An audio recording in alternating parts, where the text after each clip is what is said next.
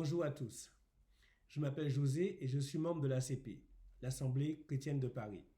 J'espère que vous allez bien et que vous êtes confortablement installés chez vous.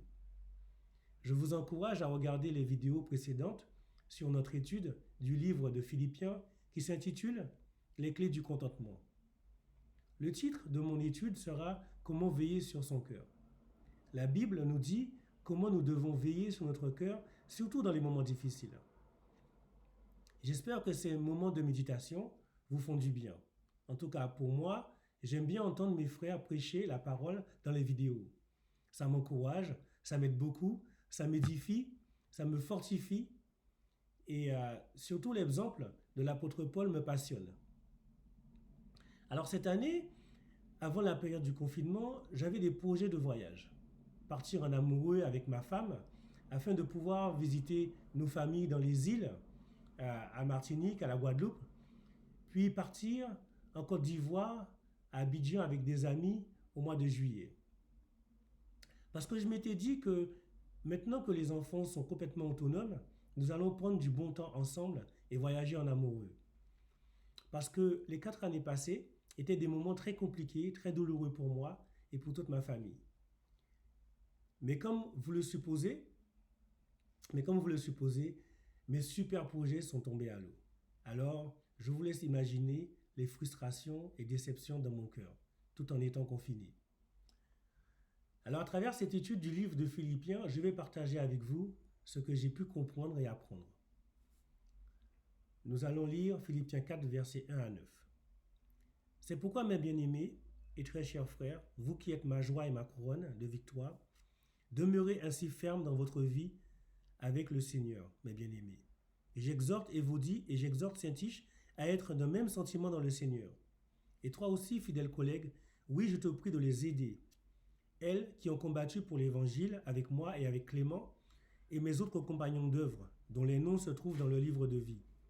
Réjouissez-vous toujours dans le Seigneur. Je le répète, réjouissez-vous. Que votre douceur soit connue de tous les hommes, le Seigneur est proche. Ne vous inquiétez de rien, mais en toute chose, faites connaître vos besoins à Dieu par des prières et des supplications avec des actions de grâce. Et la paix de Dieu qui surpasse toute intelligence gardera vos cœurs et vos pensées en Jésus-Christ. Au reste, frères, que tout ce qui est vrai, tout ce qui est honorable, tout ce qui est juste, tout ce qui est pur, tout ce qui est aimable, tout ce qui mérite l'approbation, ce qui est vertueux et digne de louange sera l'objet de vos pensées. Ce que vous avez appris, reçu et entendu de moi, et ce que vous avez vu en moi, pratiquez-le, et le Dieu de paix sera avec vous. Réjouissez-vous dans le Seigneur, je le répète, réjouissez-vous. L'apôtre insistait beaucoup sur ce point. D'ailleurs, c'est l'un des passages le plus connus de ce livre. Pourtant Paul avait toutes les raisons du monde d'être triste et d'être en larmes. Lui, il considérait comme un sujet de joie complète les diverses épreuves auxquelles il était exposé. Les Philippiens sont sa joie et sa couronne. Ils sont le fruit de son travail, sa couronne de victoire, comme il dit. La couronne que l'athlète reçoit quand il remporte une épreuve. Mais l'apôtre Paul est surtout préoccupé par une malheureuse discorde qui oppose deux sœurs de l'Église, Évodie et Saint-Tiche. Leur attitude trouble profondément l'assemblée. L'apôtre Paul, à travers cette lettre d'encouragement, les exhorte à un appel au calme et à veiller sur leur cœur. D'ailleurs, il encourage un autre membre de l'Église de les aider, de leur venir en aide, parce que l'unité dans l'Église restait sa priorité. Mais nous allons voir à travers ces 9 versets que nous pouvons surmonter les tensions et les épreuves dans notre vie avec 3 convictions fondamentales que nous devons retenir. Premièrement, au verset 1, l'apôtre Paul nous dit « Demeurez fermes dans le Seigneur ». L'apôtre insiste sur le fait que nous devons demeurer fermes pour que l'on puisse revêtir Christ. C'est l'un des mots que Jésus utilise beaucoup dans les évangiles. Demeurez dans ma parole, demeurez en moi, demeurez dans mon amour. Demeurer ferme dans le Seigneur, c'est l'appel à marcher comme Jésus. Ça doit être un facteur déterminant pour nous maintenir fermes dans nos convictions. Comme je vous le disais, je suis rentré en confinement, frustré et déçu. Mais je ne voulais pas que l'état de mon cœur crée une situation de crise à la maison, parce que nous étions 5 en famille, 5 disciples. Alors j'ai décidé de profondément méditer le livre de Job et son attitude m'a beaucoup aidé. J'ai surtout compris son attitude face à l'épreuve, son attitude face à ses amis et finalement son attitude face à Dieu. Il a demeuré ferme dans ses convictions comme Jésus en Matthieu 4 dans le désert. Et j'ai partagé ma méditation avec un frère que j'aime beaucoup. Lui aussi, il a médité le livre de Job pendant le confinement et j'ai pu parler de mon cœur avec lui. Mon désir était vraiment de me rapprocher de Dieu pour me fortifier, pour ne pas être encore plus frustré et éviter de frustrer les autres à la maison. Au verset 2, l'apôtre Paul utilise une deuxième conviction qui est de ayez les mêmes sentiments dans le Seigneur, unis dans le même esprit, unis dans le même amour, unis dans une même pensée, une unité de cœur. Je devais me débarrasser de mes sentiments, la tristesse, l'angoisse, la colère, la frustration pour le bien de ma famille. Donc j'ai pris la décision de changer mon cœur en décidant d'être un serviteur pour toute la famille. J'ai profité pour mettre en pratique les fruits de l'esprit. Avoir de meilleurs sentiments, pour moi dans le Seigneur, c'est en priorité pratiquer les fruits de l'esprit. Parce qu'en Galates 5, versets 22 à 23, on trouve une liste de ces sentiments positifs. Mais le fruit de l'esprit, c'est l'amour, la joie, la paix, la patience, la bonté, la bienveillance, la fidélité, la douceur, la foi, la maîtrise de soi, la confiance dans les autres. C'est aussi des sentiments qui sont utiles pour le bien de l'Église, pour l'avancement de l'Église. Des sentiments qui aident à grandir, des sentiments qui permettront de rester aimant, joyeux et surtout de rester spirituel. Au verset 3, l'apôtre Paul utilise ce passage pour nous parler de la troisième conviction. Nous sommes des compagnons d'œuvre dont les noms sont inscrits dans le livre de vie du Seigneur. L'apôtre nous montre notre importance aux yeux de Dieu. Le Seigneur nous a inscrits dans son livre de vie. Il veut nous recevoir en vainqueurs dans la demeure de son Père. Il va nous habiller de vêtements blancs et il nous reconnaîtra devant son Père et devant ses anges. Parce qu'il nous a déjà lavés et pardonnés de tous nos péchés par son sacrifice. Et par ce sacrifice, il nous a rendus aussi vainqueurs du péché. Alors, certains demandent, pourquoi le Seigneur tarde-t-il alors à revenir nous chercher? Paul déclare que le Seigneur est proche au moment où il écrit cette lettre. Ne mettons pas sa parole et le retour du Seigneur en doute. Souvenons-nous plutôt que pour le Seigneur, un jour est comme 1000 ans et 1000 ans sont comme un jour. Autrement dit, gardons notre cœur chaque jour prêt à le recevoir et usons de persévérance pour voir ce grand jour arriver. Alors, Paul demande à ces deux femmes de se réconcilier dans le Seigneur, après avoir mis en place dans sa lettre ces 3 convictions. Pour qu'une véritable réconciliation puisse intervenir entre des chrétiens, je pense qu'il faut qu'ils acceptent dans leur cœur que Jésus est leur Seigneur et qu'ils acceptent son autorité. C'est en demeurant dans le Seigneur que des frères et sœurs peuvent être dans une même pensée sur des sujets importants. Lorsqu'on avait des conflits, ma femme et moi, elle a remarqué que j'étais prompte à demander pardon ou à faire le premier pas dans la réconciliation. Mais ce qu'elle ressentait, c'était que cette attitude n'était pas pour obtenir l'unité et la paix dans notre relation, mais que cette attitude, c'était juste pour avoir une paix égoïste, pour ne pas aller en profondeur dans les discussions et pouvoir glisser tout cela sous le tapis. Et à la moindre occasion où je me sentais blessé, je ressentais les mauvais sentiments sous le tapis qui revenaient comme une arme contre elle. En fait, je les ressortais comme une arme contre elle. Et elle se sentait profondément blessée par mon attitude. Et pendant des années, c'est une attitude qui a beaucoup blessé notre couple. Et en quelques mots, ma femme désirait vraiment que je me repente de cette mauvaise attitude. Et je peux vous dire que grâce à cette repentance, nous étions confiné, mais contenté. En fait, c'était difficile d'entendre ce que ma femme me reprochait parce que j'ai toujours pensé que dans notre relation de couple, que j'étais quelqu'un de naturellement unifiant et apaisant. Et donc, grâce à cette repentance, j'ai retrouvé une grande paix dans mon cœur et dans mon mariage. J'ai constaté aussi que la paix de Dieu dépasse notre entendement. Elle surpasse notre intelligence. Parfois, notre raisonnement nous fait voir ce qui nous inquiète. Mais lorsque la paix de Dieu nous inonde, l'inquiétude est bannie. Les inquiétudes est une arme de Satan dans notre cœur. La paix de Dieu ne se trouve qu'en Christ Jésus. Si Christ ne demeure pas en nous, le Saint-Esprit n'y sera pas non plus. Et bien sûr, sans le Saint-Esprit, il ne peut pas y avoir de paix parce que c'est lui notre consolateur. Alors, la grande question c'est comment gérons-nous nos conflits? Est-ce que vous êtes en conflit avec quelqu'un dans l'église, avec quelqu'un dans votre entourage? Est-ce que vous l'avez appelé pour lui dire que je voudrais que notre relation aille mieux? Qu'est-ce qu'on pourrait faire pour aider notre relation à aller mieux? Qu'est-ce qui te ferait plaisir?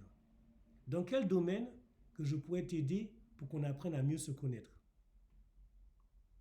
Combien de querelles cesseraient si nous avions conscience que le retour du Seigneur est proche?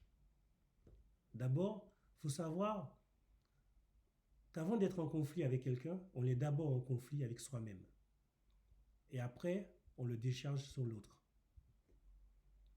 Donc je pense qu'on a besoin de grandir dans la gestion de nos conflits, dans l'Église et dans notre entourage, avec les autres. Mais surtout, dans la gestion de conflits avec nous-mêmes. Mais le plus important, c'est de quoi nous nourrissons notre conflit intérieur, dans notre cœur.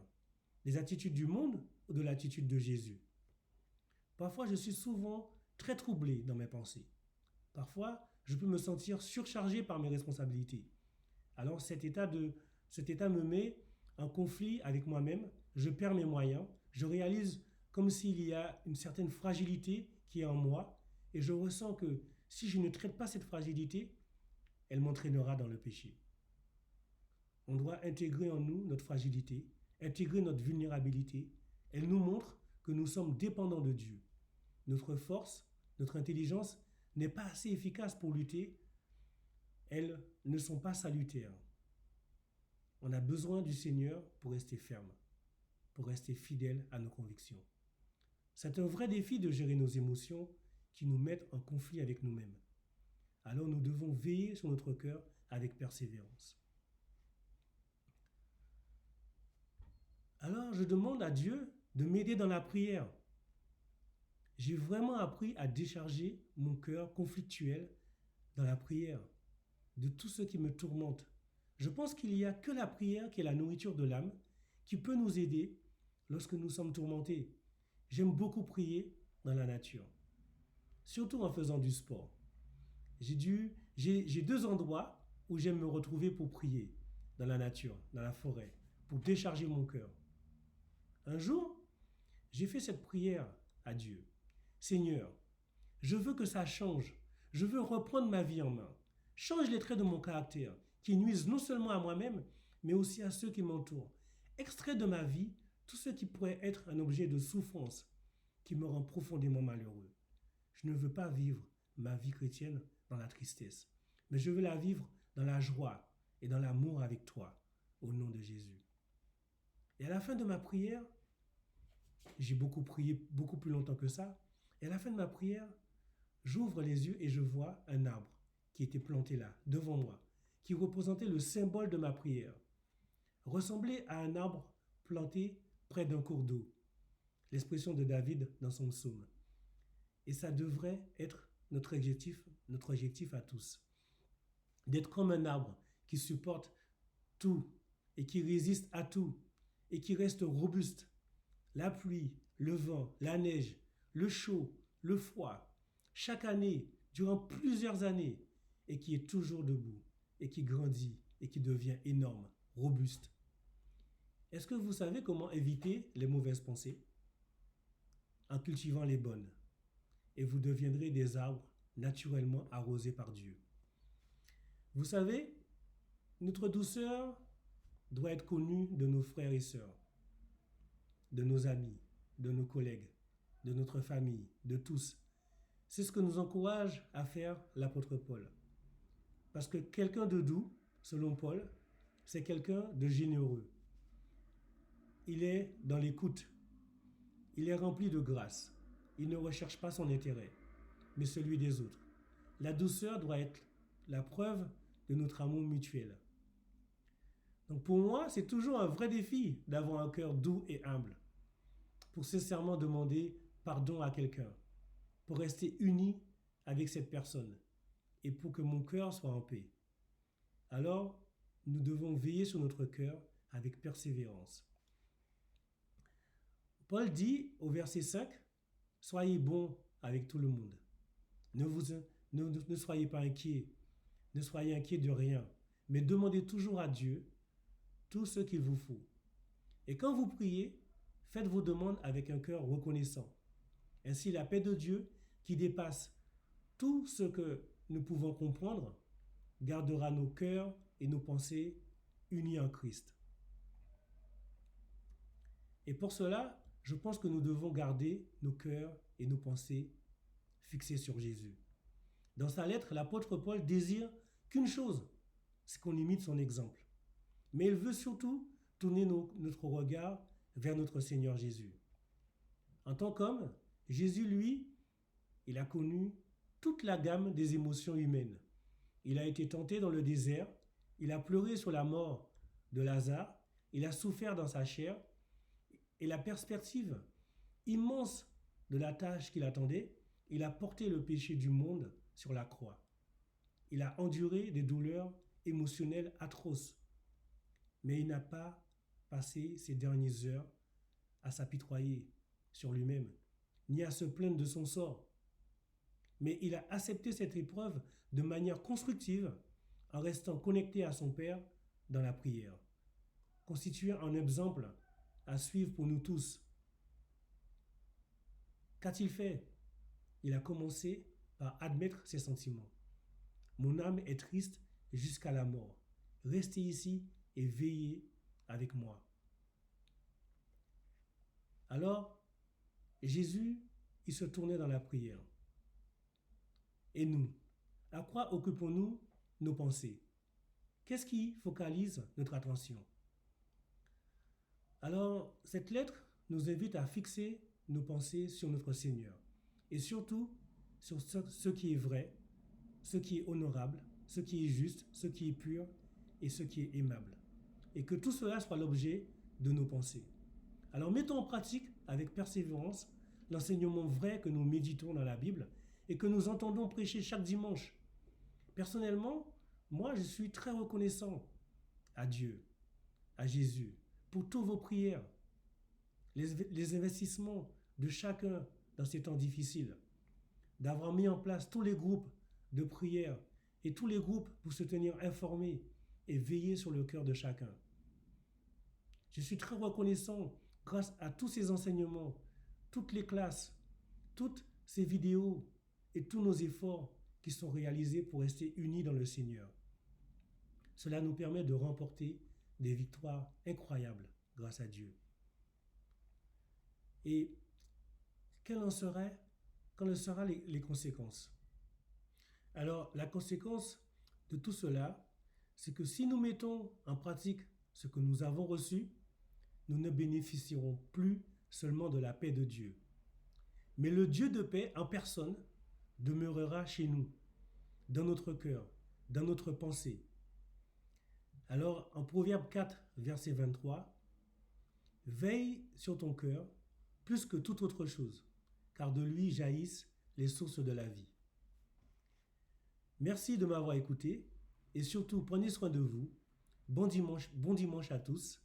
Merci.